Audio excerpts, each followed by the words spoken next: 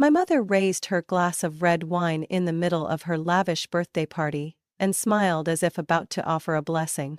But no, what she said froze the air for a few short seconds.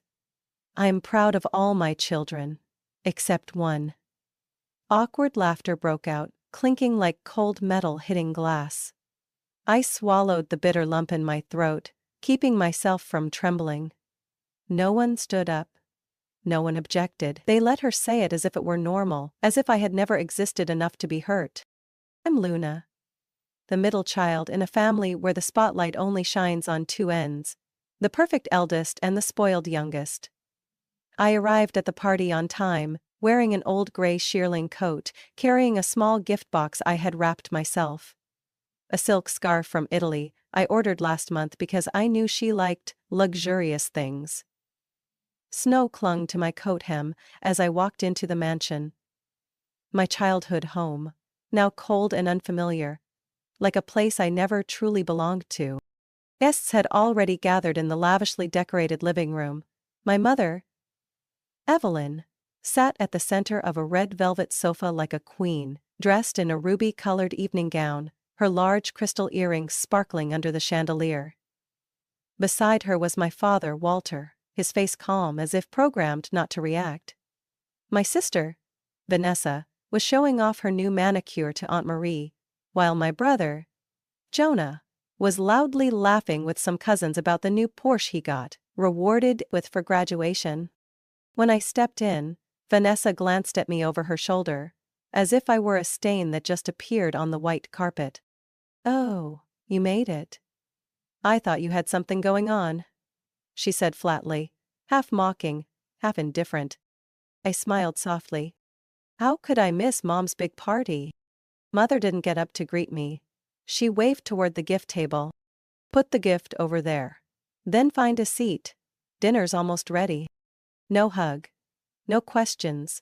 No eyes lingering on me for more than a second. I quietly removed my coat and hung it up. Next to it were rows of designer fur and trench coats with glittering labels. Mine looked like something from a thrift store. I placed my small gift box next to the giant branded shopping bags, from Louis Vuitton, Dior, Saks Fifth Avenue. All shimmering and excessive. The room was bright, but cold. A chill not from weather, but from glances, from indifference. I found a seat at the far end of the table, where no one was nearby, and poured myself a small glass of wine. No one invited me. No one called me. No one saved me a seat. The old family photo that used to hang above the fireplace had been replaced with two large framed pictures. One of Vanessa at her fashion show in New York. The other of Jonah receiving the Young Entrepreneur Award at a tech conference. I wasn't there. There was no space for me. Dinner was served, elaborate and expensive. Roasted duck with plum glaze, truffle mashed potatoes, artistic salad with edible flowers, premium red wine. People talked about work, projects, awards, but no one asked how I was doing. Even Dad, the only one who used to be a support, just nodded when he saw me, then turned away, like I was a server. I tried to speak. "I just moved into a new apartment in Garden Hill, near work." Mother looked up. But not to respond. She turned to Vanessa. "Sweetheart, tell everyone about your spring collection." Just one line, sharp as a blade. I lowered my head, staring at the untouched food on my plate. I wasn't hungry. I just felt myself slowly dissolving. And then came the toasts. Dad said something generic about health. Aunt Marie congratulated the star children. Jonah joked that being a genius was exhausting. Laughter erupted. Then my mother stood. She adjusted the red silk scarf. "The gift I brought," and smiled proudly. "I'm proud of all my children," she said. "Vanessa, our shining light. Jonah, so smart and generous." She paused, glanced around, and added softly, "I'm proud of all my children. Except one." No one objected, no one said a word, just forced chuckles. Dad looked down at his plate like solving a difficult equation. Vanessa covered her mouth as if embarrassed, But I knew she was delighted. Jonah raised his glass toward me, smirking. In that moment, I didn't cry or bow my head. But inside, something broke for good. I stood frozen in the cereal aisle. A house? My grandfather left a house for me? I couldn't believe it. But something stirred inside me. I began digging, combing through every public record, tracing every tax filing, and I found it. The will of Henry Whitman naming me, Luna Hale, as the rightful heir to the old house near Willow Creek Park. But the current records listed the owners as Evelyn Hale and Walter Hale, my parents. There was a power of attorney, but it wasn't my signature. I had never signed anything. The income declarations from rental payments also appeared in the tax reports. None of that money ever came into my account. It went straight into theirs. I sat alone with that stack of documents all night, my hands trembling. I looked back on my life. Every unreciprocated help. Every effort dismissed. And now, this final inheritance, from the one person who truly loved me, stolen behind my back. I couldn't stay silent anymore. And that's when I started planning. Not for revenge, but to take back what should have been mine. Not just that house, but my voice, my existence, the right to be seen and heard. I couldn't sleep that night. Mrs. Helen's words kept echoing in my head like a choked warning bell. Heard they sold the house Mr. Henry left for you. My grandfather, Henry Whitman, was the only one who ever treated me like a real person. When I was little, he used to take me to Willow Creek Park, where we'd eat ice cream and talk about the little white house with blue trim by the lake. Someday, that'll be yours. A peaceful place, he once said, gently patting my head. I just smiled then, thinking he was telling a fairy tale. I wasn't smiling anymore. The next morning, I called the Riverford City Public Records Office. I requested a copy of the property file for 417 Willow Creek Avenue. The voice on the other end hesitated for a second before confirming, "The current owners are Evelyn Hale and Walter Hale, transferred from Henry Whitman in the year 2017. I went numb. 2017 was the year he passed away. It was also the year I graduated from college, was struggling to find a job, and still sending money home regularly. I asked, was there a power of attorney involved? The answer was yes.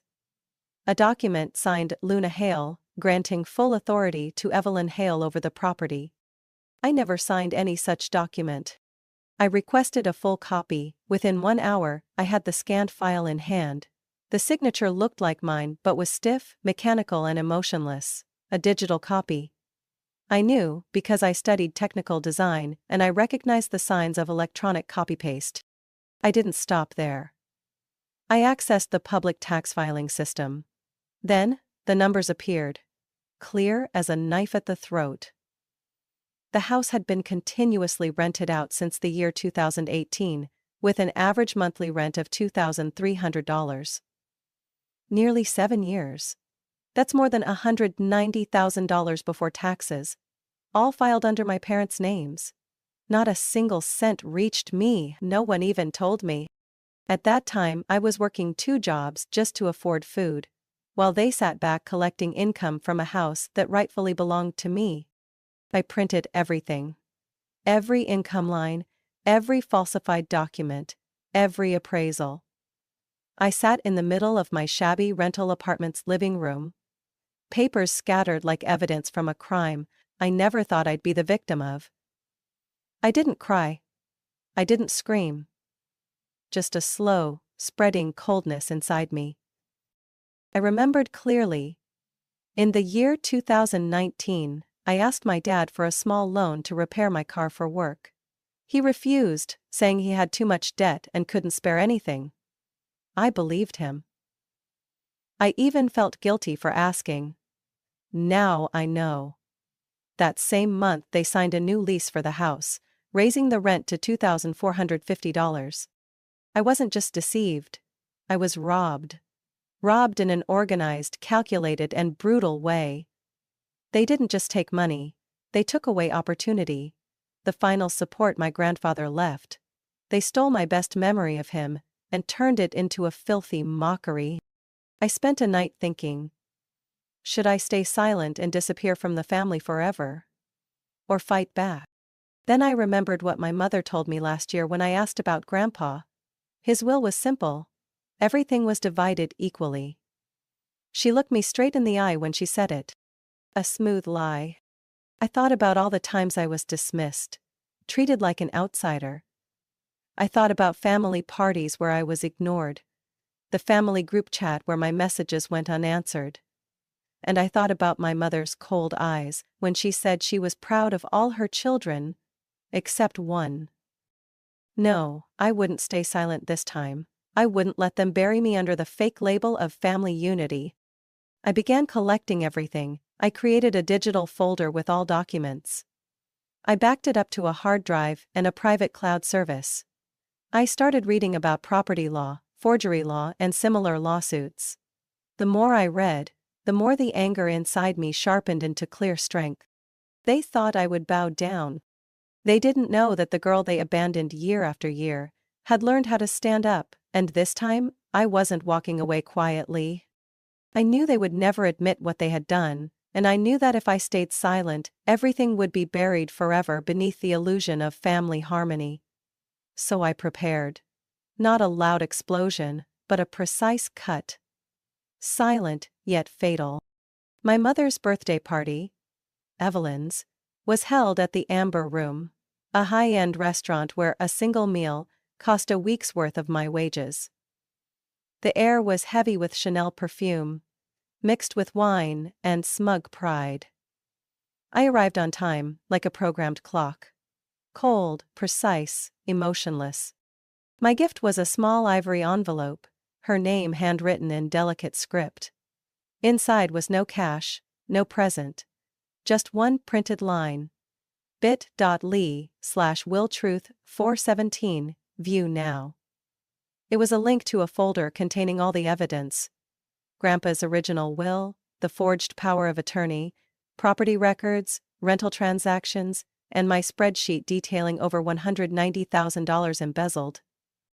At the party, I sat quietly at the edge of the table like always. Vanessa talked about her photo shoot in Palm Springs. Jonah bragged that his coffee shop ad had aired on local TV. My father quietly ate, and my mother smiled as if addressing an elite crowd. I said nothing. I waited. And when the champagne was poured and everyone toasted to a happy family, I stood up. No one noticed. I calmly walked over to my mother, lifted her glass as if to toast, and slipped the small envelope into the bottom, letting it float up among the bubbles. She frowned. "What's this?" I simply smiled, gave a small nod like a toast, and walked away from the table. No words, no backward glance. I walked briskly through the large glass door, leaving behind the fake laughter and dazzling lights. The December night air was freezing but clean. Snowflakes landed gently on my hair like mist. I took a deep breath and stepped toward the parking lot. As if I had just closed a chapter, not looking back. I was unlocking my car when I heard it. A scream. High, sharp, full of panic, from inside the restaurant. I didn't have to look. I knew they had opened the envelope. I knew it had begun. I drove away, not speeding. No music, just the wind hitting the windshield, and my heart beating steady as if it had never known fear. My phone, on the passenger seat, started buzzing 10 minutes later. The first name that popped up? Vanessa. I flipped the phone face down. 5 minutes later. Jonah. Then. Mom. Then Dad. Then Vanessa again. A flood of messages. Then video calls. I didn't answer. By the time I got back to my apartment, the screen was glowing white with notifications. I sat on the couch, watching it blink like a ticking bomb. I tapped one message from Mom. "Luna, what is this? Are you trying to destroy our family?" Another message from Vanessa. "Are you insane? How dare you do this?" I turned off my phone, said nothing. There was no sense of satisfaction inside me. only clarity. But it didn't end there. The next morning, I woke up to 17 missed calls and more than 30 messages. Some were pleading. "Sweetheart, can we talk? I'm sorry if there was a misunderstanding. Don't take things too far, Luna, we can resolve this privately." Others were threatening. "If you go public with this, we will never forgive you. Family is forever. But betrayal has a price." Then, in the afternoon, I received an email from my father. Subject: "Do not push this too far. Luna, you don't fully understand the context. There were things your grandfather said that you didn't hear. We only did what was best for the family. Don't let everything fall apart." Died. I read every word, my eyes dry. None of them asked, "Are you okay?" No one admitted any wrongdoing. Not a single word of acknowledgement. Only control. Only panic because their power was under threat. And that only made me more certain than ever. I thought they'd stay silent for a while. I hoped, just for a moment, that maybe they'd reflect, face the truth, or at least find a respectful way to talk. But no. Evelyn Hale and the people behind her didn't apologize. They chose their usual tactic: twist the truth, and drag me through the mud. 3 days after the party, I received a message from an old college friend, Jenna. "Did you really turn down your grandfather's house because you didn't want the responsibility?" Vanessa said so on Facebook. I blinked, my heart tightening. Turned it down? I rushed to my sister's page. Her latest post included a photo of white chrysanthemums in a glass vase, with a caption that read like a fake eulogy. Sometimes, choosing a career means letting go of priceless gifts from family. I hope my sister finds peace on the path she's chosen. Grandpa would understand. Below were hundreds of sympathetic comments. "Your mom is so strong for accepting her decision. Every family has a lost child." Poor old man. I could hardly breathe. This wasn't just distortion, it was a calculated campaign, an organized effort to discredit me before I could speak the truth. I checked Twitter. Jonah had posted, "It's sad when people fabricate stories to play the hero. Greed can turn blood into enemies." I wanted to scream. But I knew better. Screaming on social media wouldn't bring justice. It would only make me look like an overreacting lunatic. While they wore the victim's mask, I'd be the one under attack.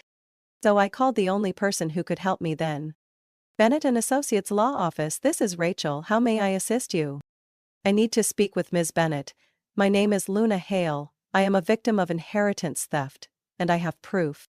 2 days later, I walked into an office on the 12th floor of the Glassridge building, a high-end office tower on the west side of the city.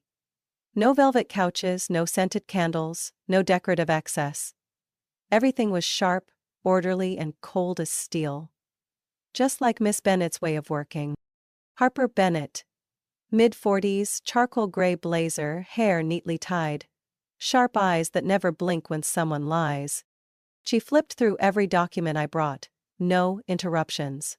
No expressions. When I finished, she set her pen down and said 4 words. "You have a case." I exhaled like I'd surfaced from underwater. "They're spreading false information about me," I said. "They're saying I refused the house. They're turning me into the villain." Harper tilted her head. "You have a record of it?" I nodded, opened my laptop, and showed her screenshots, posts, comments, even anonymous threatening messages I had received recently. Some accused me of making things up to grab the inheritance. Others called me a traitorous snake. One person even wrote, "If it were me, I wouldn't let it go. An ungrateful brat doesn't deserve a family." Harper skimmed through it all. "We don't yet have enough to sue for defamation, but if they keep going, I'll show them what legal consequences look like." I nodded, trying to stay composed. "So what's the next step?" "I'll send an official cease and desist letter, demanding they stop all defamatory actions. If they ignore it, we'll present evidence of a coordinated smear campaign. At that point, we can sue for both inheritance theft and defamation." She looked straight into my eyes. "And from now on, do not contact them directly. All communication goes through me. You need to protect yourself both legally and emotionally. You're in a position of power now, Luna. Don't let them pull you down. For the first time in years, I felt someone was on my side. Not out of affection, not out of obligation, but for justice. That night, I received another post, this time from my mother. An old photo of me as a child sitting beside Grandpa, captioned, "Some beautiful things can't be kept when people choose to forget gratitude." I didn't comment. I didn't share. I simply forwarded it to Harper with one line. "I haven't stopped." An hour later, she replied, "Good. Let him keep going. I'm documenting every single move." And I knew, no matter how thick the fog they tried to spread, this time, I would tear through it all. I went to Harper Bennett's office for the third time in 2 weeks, carrying a fresh, thick file in my hand, blood boiling beneath my winter coat. This time, I wasn't there to ask for help. I was there to act. Mrs. Bennett greeted me with a glance sharp as a blade. No small talk. "Are you ready?" I nodded. We sat across from each other, sunlight from the large window falling across the papers spread over the table. Harper picked up each piece of evidence. The original will of Mr. Henry Whitman, kept by his private attorney. The 2017 property transfer with the forged signature. Financial reports from the tax department. A breakdown of rental income, nearly $200,000 collected from the house, that should have been mine. "With all the evidence you've provided," Harper said, "we're not just looking at a civil lawsuit to reclaim property. We have grounds for criminal prosecution. Forged signatures, inheritance fraud, abuse of power of attorney, and potentially tax evasion if necessary." I swallowed hard. Hearing the lawyer confirm it made everything more real than ever. This wasn't just emotional pain. This was legal truth. "I want to file the lawsuit," I said without hesitation. "I want to reclaim everything, the house, the rental income, and, if possible, the truth." Harper didn't smile, but her eyes narrowed slightly, as if contemplating a strategic move. "Good. But be prepared. They won't back down easily." She was right. The next day, I received the first envelope. A letter, printed on high-quality paper, with no law firm name, only the line, "We wish to resolve this internally." Enclosed was a non-disclosure agreement. In exchange, I would receive $40,000 and agree not to sue, not to disclose any documents, and not to speak to the media. I threw it in the trash without reading the rest. A day later, 2 unfamiliar men stood at my door around 10 o'clock at night. Black coats, gloves, one holding a clipboard. When I didn't open the door, one of them called out loudly, "We represent a relative of yours. You just need to sign and everything will end smoothly." I double-locked the door and immediately called Harper. "They're starting to play dirty," I said, my voice trembling. "Good," she replied. "I'm documenting every action. Do you have security cameras?" I nodded, even though she couldn't see. In the following days, letters continued to arrive, each with a different tone. Sometimes a promise to rewrite history. "If you sign here, the family will amend the inheritance, ensuring your name is on the document." Other times, a subtly threatening tone. "This battle could bring pain to the whole family. Don't let it go too far." One Friday evening, I opened an email from my father. Subject: Last chance. "Luna, you're doing the unthinkable. Your mother is devastated. Vanessa lost a contract due to public opinion. Jonah is having to sell his cafe. If you have any conscience, you'll stop. Don't become the one who destroys an entire family over a few dollars. Sign the paper, take the money and let it go." "Dad." I didn't reply. I just forwarded the email to Harper. 2 days later, we officially filed a lawsuit in the Riverford City Civil Court. The lawsuit had 3 parts: reclaiming property ownership, demanding the return of all rental income over 6 years, and seeking compensation for financial and emotional damages. Attached were full copies of legal documents, forged evidence, and a petition for criminal prosecution, fraud, forgery, misappropriation of assets. I signed at the bottom of the complaint, my hand steady, my heart resolute. The next day, Harper sent the official notice to my parents, with copies to their family lawyer and the district attorney's office. Every word was a cut, severing the control they had tightened around me for years. No more pultaye retreat. No more excuses. This time, they couldn't deny the crime.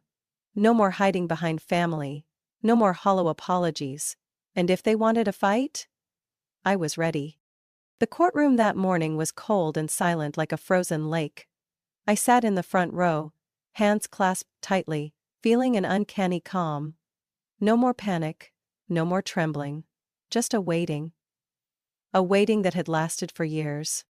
Across the room, my mother, Evelyn, sat beside my father Walter, shoulders hunched, eyes avoiding mine. Vanessa wore a beige suit, expensive in style, but her face pale as if sleep-deprived. Jonah was busy typing messages on his phone, his attitude indifferent, as if this was just another dull company meeting. Their lawyer was a tall man in a neat black suit, hair slicked back. Ethan Grant, the Hale family's lawyer for over 2 decades. The one who once called me the quiet but obedient child. The one who signed as a witness on the forged documents. Harper Bennett entered like a cold wind. No frills, no expression, but her eyes were sharp as steel. She sat beside me, placed her hand on the thick file. Then looked straight across. "We're ready." The judge was Judith Mallory, over 60 years old, white hair, voice deep and clear to every punctuation mark. After a brief opening, the trial began. Ethan Grant stood up first. He spoke a lot, painting a picture of a daughter misunderstanding her grandfather's intentions, an unfortunate misunderstanding in asset handling, and finally, a family trying to mend in love. They never mentioned the forgery. Not a word of acknowledgement. When he sat down, Harper didn't stand immediately. She just opened the file, pulled out each piece of evidence, and spoke. "Calm, Your Honor. We have the original will, kept by Attorney Whitman, certified, confirming that the house at 417 Willow Creek Avenue was transferred to his only granddaughter, Luna Hale." She placed the will on the table. "We have the forged power of attorney, with digitally copied signatures, verified by a handwriting expert." Another document was presented. "We have rental records, money transfers from tenants into the accounts of Evelyn and Walter Hale." Then the transaction ledger. Clear, detailed, undeniable. The room fell silent. I glanced at the family. Vanessa biting her lip, Jonah looking down at the floor, and my mother clutching the edge of her skirt, not daring to lift her head. But the strongest blow was yet to come. Piper turned toward the door. "We call the next witness, Mrs. Mavis Burton." The door opened, and Mrs. Burton, the neighbor who had lived next to my grandfather for nearly 40 years, entered with a cane, small in stature but with bright eyes. I choked up when I saw her smile at me, gentle like the spring of years past. She sat down, swore before the court, then spoke. "Henry Whitman told me, clearly, many times, that he was leaving the house to Luna. He called it his gift to the granddaughter who always knew how to yield. I clearly remember one time he showed me a handwritten note, saying, 'If anything happens, I don't want the girl to be pushed out onto the street.'" Ethan Grant tried to twist her words, questioning her memory, age, accuracy. But she just smiled, firm as stone. "I can forget many things, sir," she said. "But a grandfather's love for his only granddaughter is something I can never forget." The whole room went silent. When it was my turn to speak, I said only what was necessary. I recounted that I knew nothing about the house, that I once thought it had been sold, that I lived in a shabby apartment while my parents silently profited from something that wasn't theirs. I didn't cry, I didn't scream, I just told the truth, as if reading a verified report. After the final arguments, Judge Mallory withdrew to deliberate. I sat waiting, my heart pounding so hard my ears rang. Harper just placed her hand on my shoulder, a silent touch, but enough to keep me from collapsing. When Judge Mallory returned, the entire room seemed to hold its breath. Ever, reviewing all documents, testimonies, and evidence, she said, her voice unwavering. The court rules. The house at 417 Willow Creek Avenue belongs to the plaintiff, Luna Hale. I felt like the air in my lungs reversed. But still, I didn't cry. The defendant must return all illegally obtained rental income from the past 6 years, totaling $198,400, plus accrued interest. Attorney fees shall be covered by the defendant. The court also acknowledges the act of document forgery and will forward the file to the district attorney's office for criminal prosecution review. Harper turned to me and gave a small nod. I didn't look toward my parents or my siblings. They were no longer the center of this story. I only looked up at the justice relief hanging above the judge's bench. The first time it truly meant something. 2 weeks after the verdict was issued, I received a call from Harper near midnight. "Luna," she said, "the prosecutor's office just announced. Walter Hale will be prosecuted on 3 criminal charges: document forgery, misappropriation of assets, and inheritance fraud." I froze for a few seconds. My father, the man who always sat silently at dinner, the one who taught me how to ride a bike, was now being investigated as a deliberate criminal. But I didn't feel pain. Only the sharp clarity that justice had finally caught up with the truth. Not long after the news spread, my mother, Edelyn, was forced to resign from the community library when a local newspaper ran a headline titled, "Mother Accused of Stealing Daughter's Inheritance." The article showed her leaving court, head down, hair disheveled, coat wrinkled, a far cry from the powerful, elegant woman I once knew. My sister, Vanessa, lost her promotion contracts with 2 major brands. Partners simultaneously released statements pausing cooperation due to unresolved legal issues. Jonah disappeared from social media after his university announced the revocation of his scholarship, citing funding from a non-transparent family trust. No one paid Jonah's tuition for the next semester. My family didn't fall apart, they fractured piece by piece, under the weight of the secrets they had buried for too long. I moved into the house on Willow Creek on a crisp early spring morning. Gentle sunlight, cool breeze, the oak tree out front beginning to bud. As I slid the key into the lock and pushed the wooden door open, I stood silently for several minutes. I didn't cry. I didn't beam with joy. I just stepped inside, calmly and rightly, as if I had finally come home. I unpacked each box, arranged every corner. I cleaned the windowsills by hand, changed the curtains, removed the old hooks my family had used when they secretly rented this place out. I kept nothing they left behind. Everything was cleared, so I could start over, free of burdens and ghosts. A month later, Christina, the only friend who never left me during the storm, arrived with a slightly burnt peach cobbler and a bouquet of lavender. "We should celebrate," she said, "because you finally have a place that truly belongs to you." I laughed. After so many months, it wasn't forced. It came out as naturally as breath. Michael came too. He didn't ask about the trial, didn't mention my parents. He simply stood quietly by the empty wall and gently asked, "Would you like to hang a picture here?" I nodded. And so we hung the old photo. Me at 12 years old, grinning with my grandfather in the backyard. Slightly blurry, edges torn. But I had never seen a photo more beautiful. Every weekend, the house filled with conversation, the smell of baking, barking dogs and old music playing from a Bluetooth speaker. No one looked at me with pity. No one tried to mold me into some ideal. I was no longer the easy child, meaning invisible. I was no longer a shadow beside the 2 golden children. I was Luna Hale, the one who stood up, who fought and who reclaimed her own voice. One evening as I sat on the front porch steps, I received an email from Harper. Subject: Closure. Luna. The prosecutor's office confirms the investigation is complete. Walter Hale will go to trial next quarter. We do not have to appear unless we wish.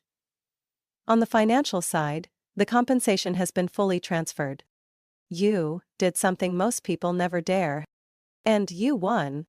Affair. I sat there for a long time, watching the streetlights reflect in the glass, then looked down at my hands. The same hands that once trembled from being forgotten. Now they were steady, steering the course of my life. I did not forgive them. I didn't need to, in order to live better. I just needed to live, in my own way, among people who never required me to ask permission to exist. Una's story is a chilling reminder that sometimes, those who hurt us the most are the ones who call themselves family.